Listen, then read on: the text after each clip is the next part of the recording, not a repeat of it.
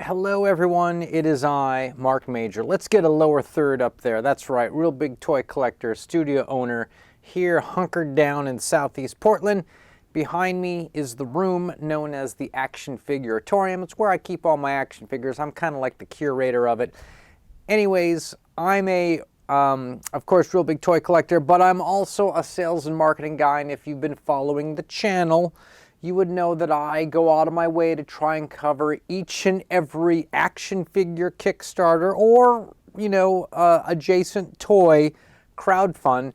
And I look at it from kind of a marketing analysis. I made a video in the past in which I looked at some Kickstarters, action figure Kickstarters that succeeded, and I came up with a list of best practices, and I try to apply these best practices to the campaigns that I evaluate. And then I also like to give a little bit of my own opinion. Sometimes it comes out as praise, sometimes it comes out as a bit of throwing shade. It's what kind of makes it exciting and fun. And today is not going to be really any different in terms of the excitement and fun, in that we're going to be looking at a action figure Kickstarter based on a sort of medieval dark horror RPG game, which I think is always kind of fun. And it's going to be kind of a cool thing to look at. And who knows, it might be something that turns you on and you may end up backing it. So everybody, let's all come together, let's strap on the leather, and let's hold on tight.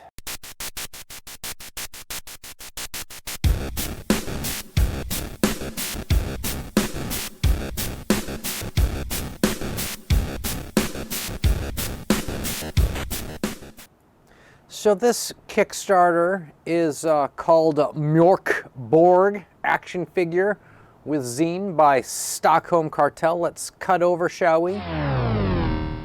And this is, we're going to do a little bit of vetting. This is an action figure, single action figure based upon one of many probably characters in an RPG game that I wasn't really familiar with when this launched. However, we should check it out because it seems to be, this game seems to be affecting the outcome of the Kickstarter.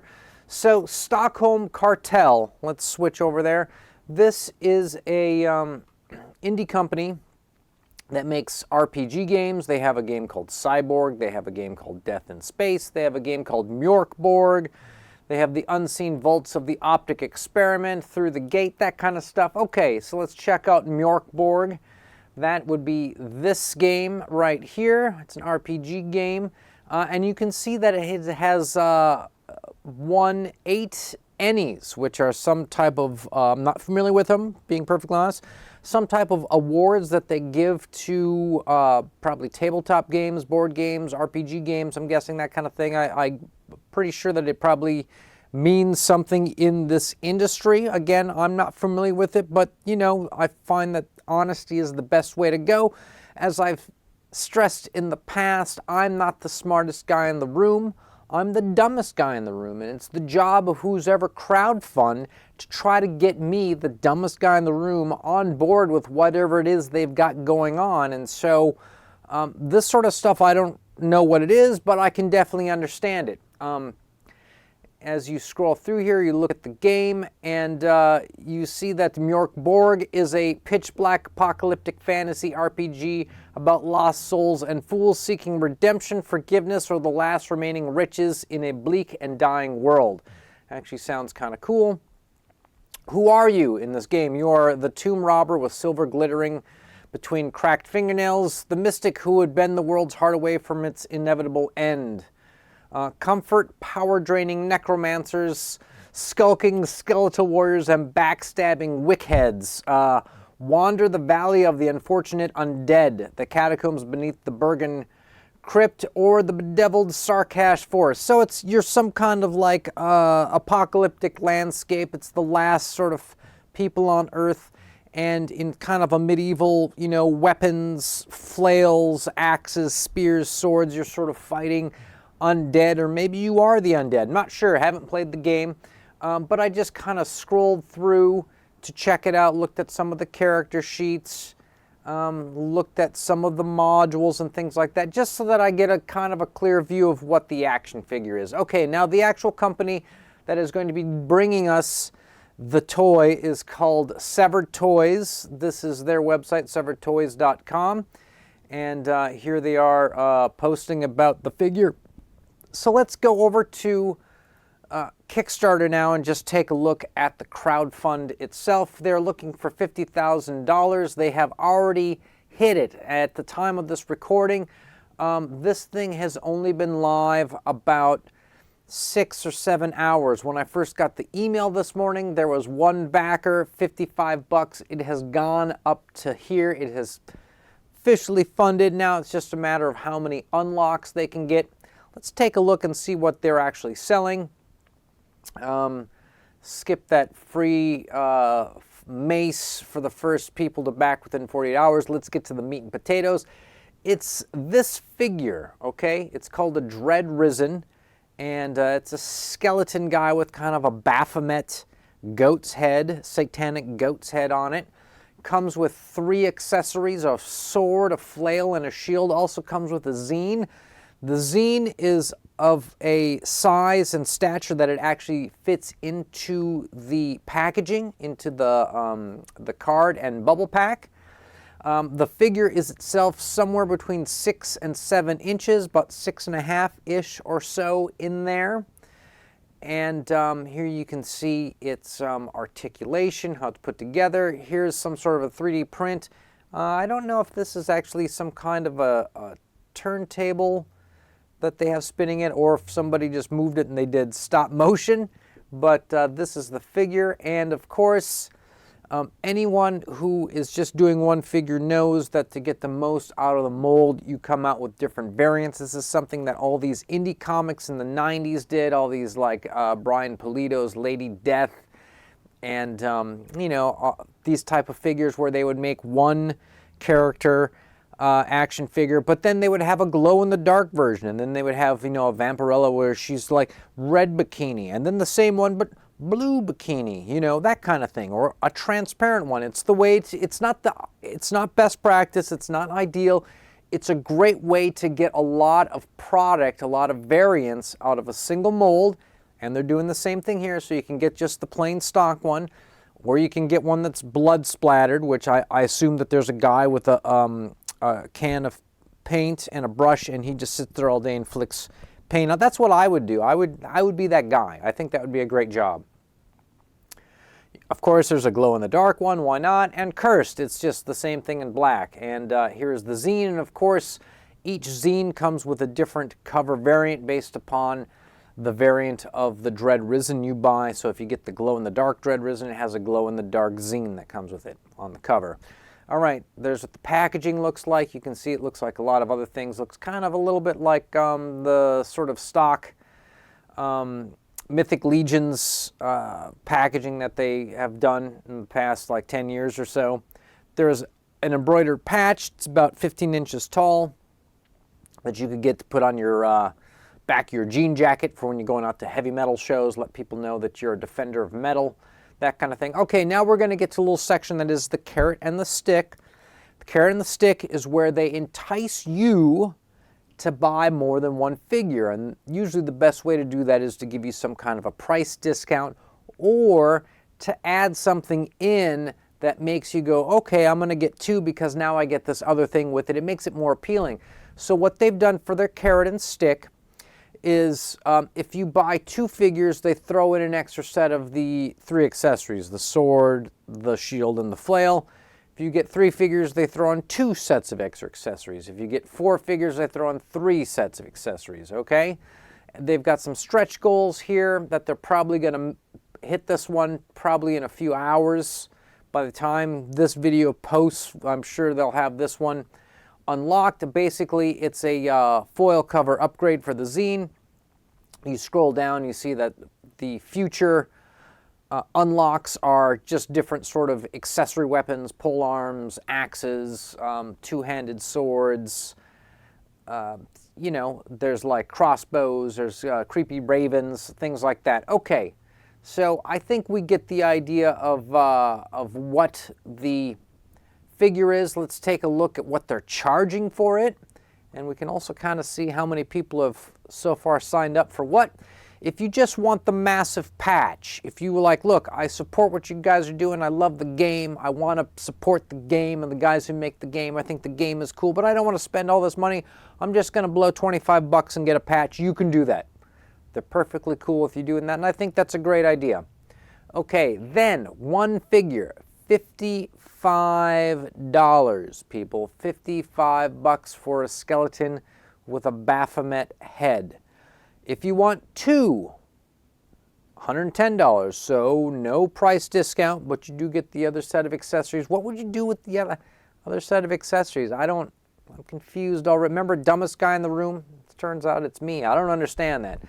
Same thing with 3 and 4, and then of course they've got, if you're a retailer, say you're someone like Nerdzoic, who I doubt watches this channel because he's got actual stuff to do, and this channel isn't in his, and definitely not in the radar of any of these guys. Hello Dope Toys, any of these people who run their own like online stores, I guarantee they're not watching this channel, but these are the guys who would be buying into this.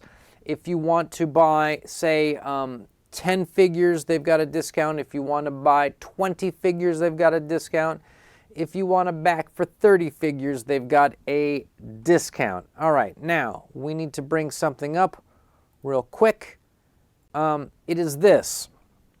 What is this? This is a best practices of crowdfunding. Remember, I made a video in which we looked at 4 crowdfunds that were successful, and based upon who made the most money and what they did, we came up with some best practices.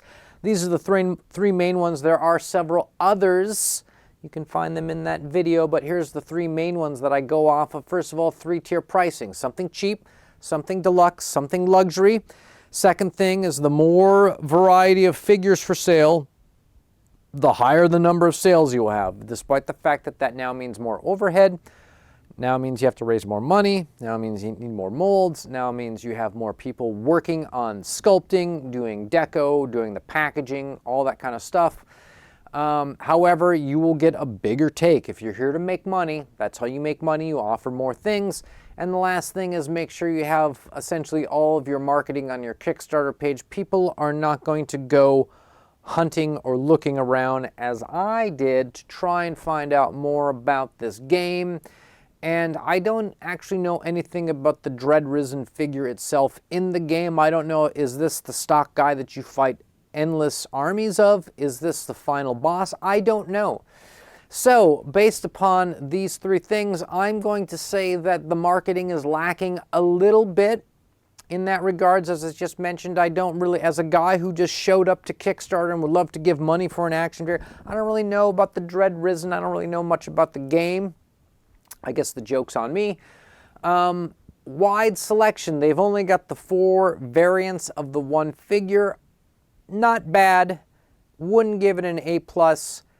Definitely like a C, C+ for sure. 3-tier pricing. They do have the entry-level thing with the patch. I'll give them a check for that. The figure itself is really what they're trying to sell, and they're pricing it kind of high. In my opinion, 55 bucks. It's kind of a lot. That's more than kind of a lot. It is a lot. And clearly no luxury item other than if you're a retailer, you can buy 20, 30 of these things. That sometimes qualifies as the luxury thing you can buy, but not in this case. Usually a luxury thing means like if you sell like a cheap monkey man, the deluxe thing might be an expensive kind of lion man, and then the luxury thing would be some sort of huge elephant man. That's kind of how I'm, looking at these 3 things, and they don't really have that going on. So let's remove the graphic now that we've got that. That's basically the objective sales and marketing rundown of this. They are lacking a little bit on their tiers. 3-tier pricing, definitely. They're lacking a little bit on the marketing for this thing. They should really try to get people who don't know what a Dread Risen is or don't play Mörk Borg to try and get outsiders hyped on it, in my opinion. If you're going out for money, go out for money. Don't go out to not upset some people. Go out there to educate people and say, look, check this thing out. Here's why it's going to love it. I know you don't play this game, but you can buy the action figure. Here's why.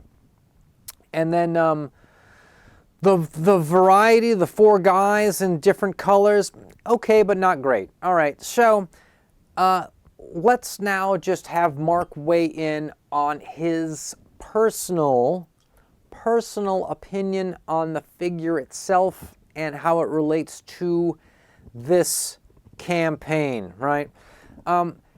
Fantasy figures out there, specifically skeleton warriors and anything kind of undead, right now that field is sort of completely owned by the Four Horsemen's Mythic Legions. They make a bunch of undead figures. It's one of their factions. It's one of their Four Horsemen factions of the Mythic Legions, as there's an undead faction. There's also a 5th faction of a sort of rogue element that's not on the good guys or the bad guys side, but is a sort of independent gray bad guy called the Red Suns. And those have a lot of undead in them. They've got female undead. They've got undead builders. They've got all sorts of, they've got ghosts. They've got ghouls. They've got skeletons.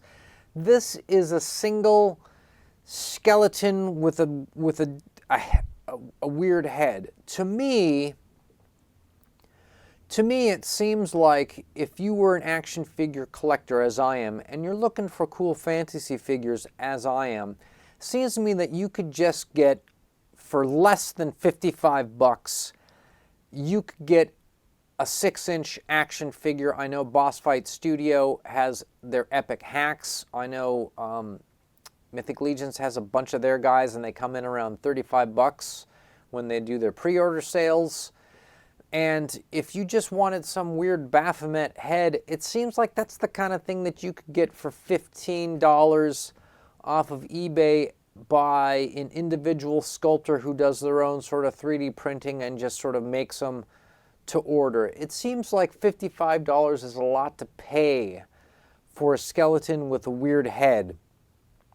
And the idea that they're going to unlock extra weapons accessories, to me, doesn't really push the envelope. Getting a 2-handed sword is not a wild thing. You know, getting a flail is not some wild, like, whoa, like I'm in on a flail. It's not enough. It's about 20 years too late to just come up with some crazy fantasy figure and throw in some medieval stuff and have people care. Now, here is the thing about this campaign.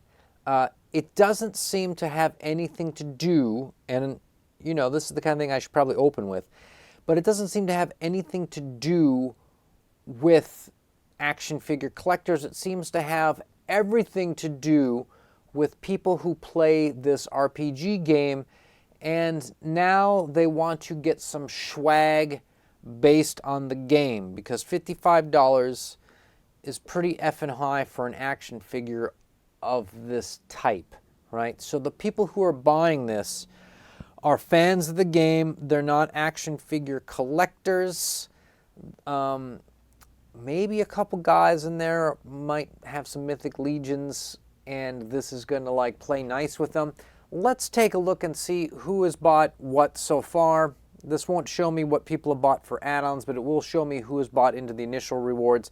20 people so far have thrown down for the patch, massive patch, excuse me. The single figure, 493 people. See, I think these are all just fans of Mörk Borg. And then people who got 2, 79. So definitely a lot of people are just buying a single guy, saying, I just want one guy. Just give me the guy and I'm fine. Some people got 2 because they're going to get, you know, a regular one and a glow-in-the-dark one, or a regular one and a black one. Some people, 7, have gotten 3. And then the people who have gotten 1 of each type, right, 47 backers. And I don't think... One guy bought 10. He's just probably has disposable income for days. and one guy has bought 30. Those could be actual retail stores, or they could just be super fans who have money and just want a lot of these skeletons. So,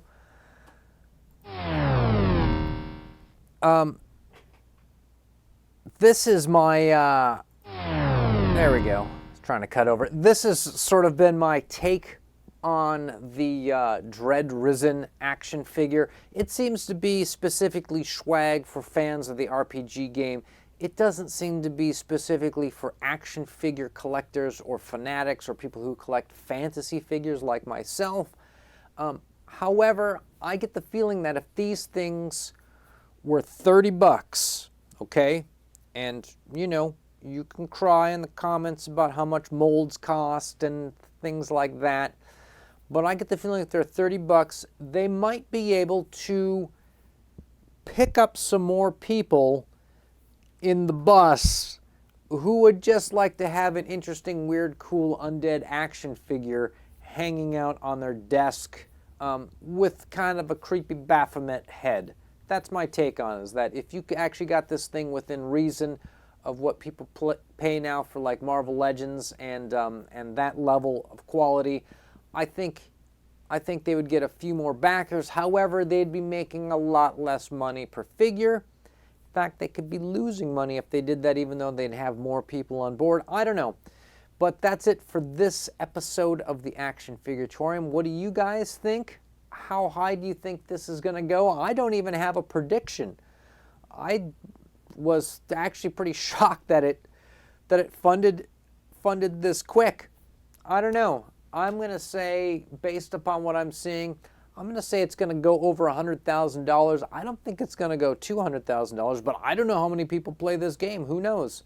Let me know what you guys think in the comments, and we'll wrangle it out there. So, everybody, thanks for making it this far in the video, and as always, stay charged.